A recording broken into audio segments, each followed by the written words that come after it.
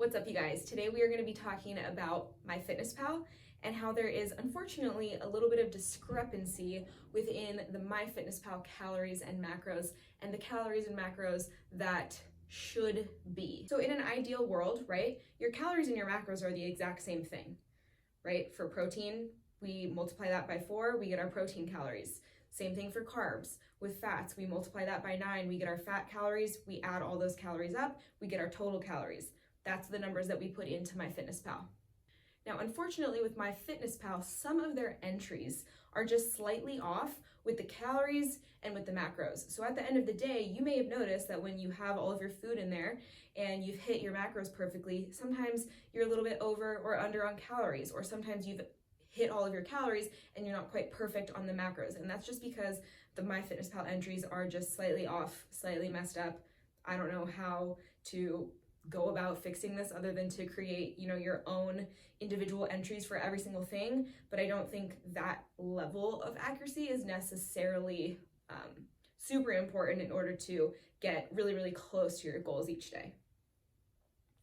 So one of the benefits that we love most about MyFitnessPal is being able to go in and use the little barcode scanner, right? So we do that, we change the portion sizes, we put it right into MyFitnessPal. Super easy, super convenient. The only thing is sometimes, like I said, the entries are a little bit off. So I'm going to answer the question, should you exceed your calorie goal in order to hit your macro goal? So when it comes to fat loss, you guys, we know that calories are king. We have to be in a calorie deficit in order for us to lose fat. And yes, of course, we want to pay attention to macros because each macro plays a very important role in, your daily life, in the way you're performing, in the way your body functions. So we do want to pay attention to macros.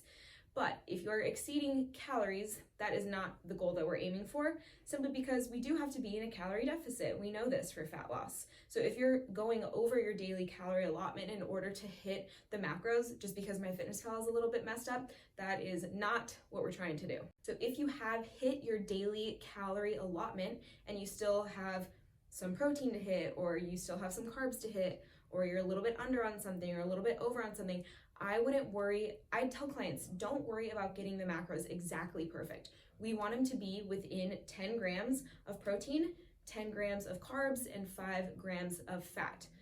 Reason being that we want fat to be a little closer is because fat is 9 calories per gram, whereas the other two are 4 calories per gram.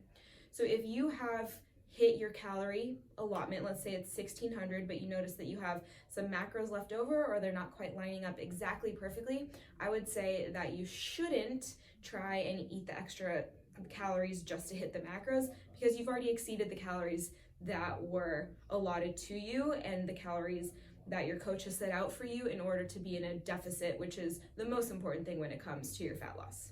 So yes, it's slightly annoying that MyFitnessPal isn't perfect. I wish that I could change it, but it just is how it is. And honestly, we don't need to focus on being 150% perfect when it comes to our entries, when it comes to our macros. We want to get as close as we possibly can with macros within 5 or 10 grams, as we talked about. But then as long as you're staying within your calorie ranges, hitting calories, or even just like slightly below on calories, that is the most important thing, because you have to be in a deficit for fat loss.